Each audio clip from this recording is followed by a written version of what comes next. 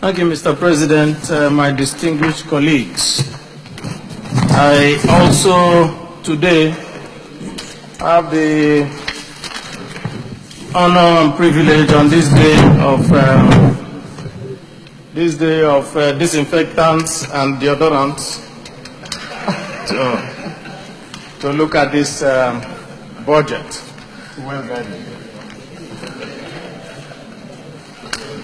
Mr. President, this is indeed a budget. Sorry, just a second. Chief Whip, you play a role as timekeeper this afternoon. 5.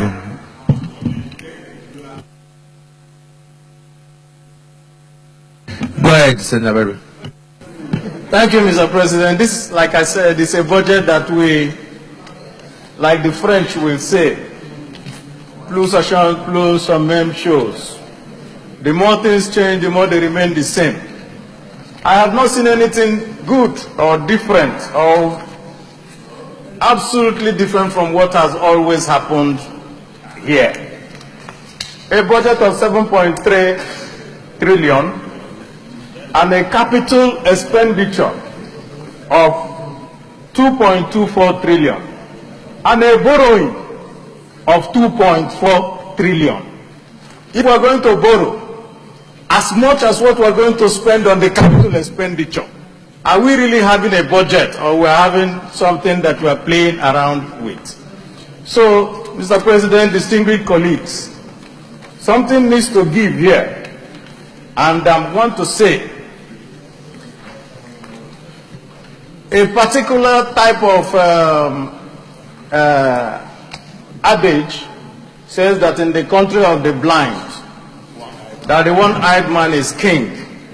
But one very good musician in Nigeria, called Fela Nicola Pokuti, asked this question: if everybody is blind, how we don't know that their one-eyed man actually has an eye? So it looks to me, sir, today, that we are going in a direction of the blind leading the blind. And I'm going to explain it, sir. And I'm just going to take only one example, the State House budget. In the State House budget, it says here, 123 million to buy catering equipment and materials. I don't know. Did they throw away the one they did last year? They spent 94 million last year to buy catering equipment. They're coming back again to buy another catering equipment. What are they doing in that State House that they're always buying catering equipment? I don't know. Something in the State House budget is even very, very funny.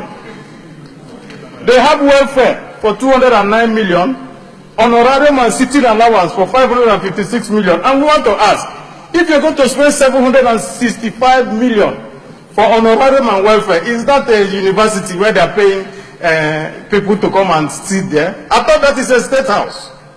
I don't understand this type of provision that is in there.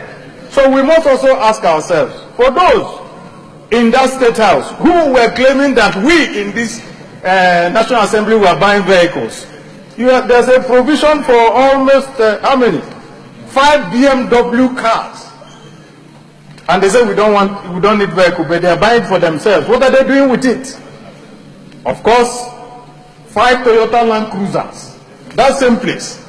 And we're going around and asking. They're also buying computers and equipment. And we want to ask, every year,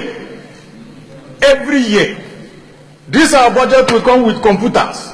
Now we have more than 200 million for computers. All computers, what are they doing with the computers? The one they bought last year, did they throw them away? And so that's why I said that the more things change, the more they look the same. And we want to know who is leading who here. And that's why I'm asking, Mr. Leader, I have seen your every good thing that you have written here. And you have to come back to come and tell Nigerians, this thing that you have written here, that this budget is designed to stimulate. How are you going to stimulate by driving away private sector? You want to borrow 30% of this budget. Who will lend this money to you? And if there's no borrowing, that means that no, this budget will not also be implemented. And so we now come down to the fact of implementation. Of course, If you're unable to get any money, how are you going to implement? And then we're going to end up again coming back next year saying the same thing. And so, Mr. President, distinguished colleagues, I've said again, and let me reiterate, I have seen nothing new in this budget. I have seen exactly the same thing that was happening last year. Thank you, Mr. President.